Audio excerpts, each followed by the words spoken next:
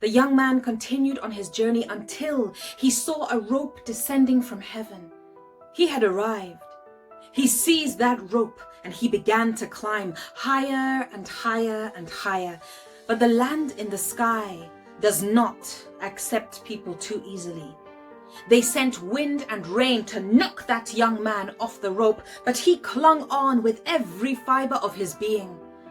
They sent hornets that stung his shoulders, his back, his belly, his legs. He cried out with pain, but still he continued to climb higher and higher. And just as he approached the entrance to the land in the sky, they set fire to that rope.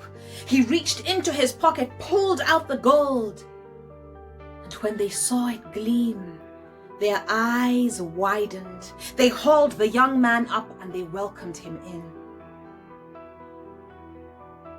His parents were right. It was beautiful. And he soon made friends.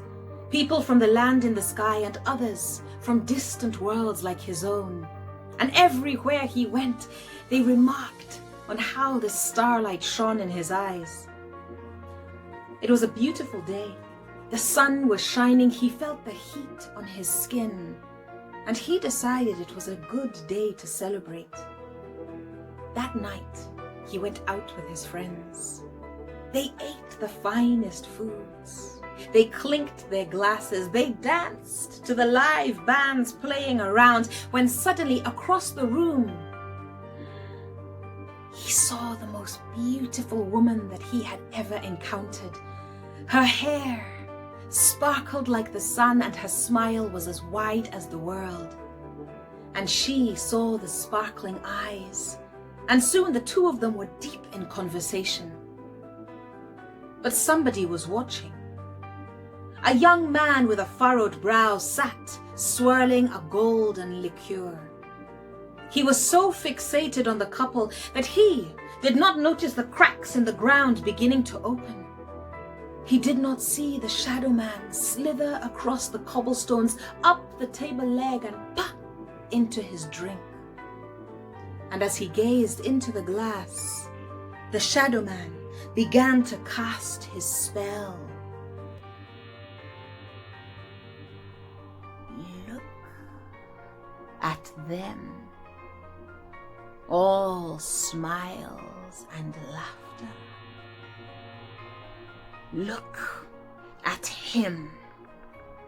You know what he's after. Violent. Aggressive, no sense of shame, always in trouble, always to blame. I tell you all the time, this beast, it wants to gorge, it wants to feast, it wants to take the good, the just, but you can stop him.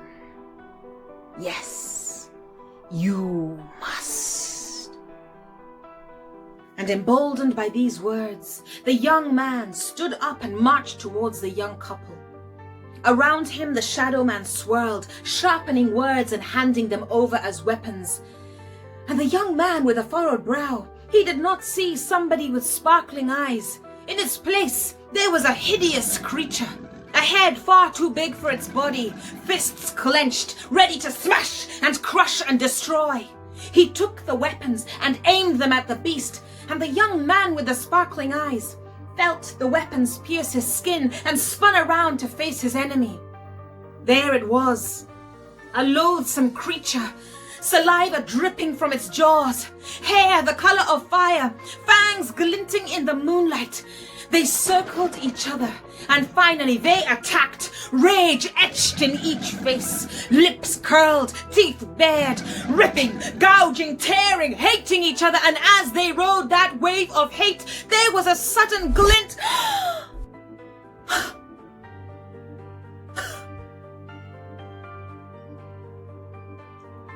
Mama. Mama.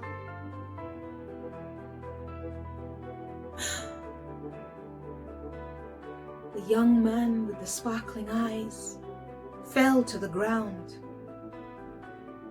His eyes closed as he heard the wind and the moon calling him home. His chest stilled. His body began to fragment into 1,000 tiny shards of light, and they floated upwards, sparkling and twinkling towards the moon. And far away in a distant land, there was a mother preparing a meal fit for royalty, when a message arrived on the wind, and as she looked up into the skies, she saw a strange new star. It reminded her of her son, how she missed him. She longed to hold him, and he would tell her of all his adventures in the land in the sky.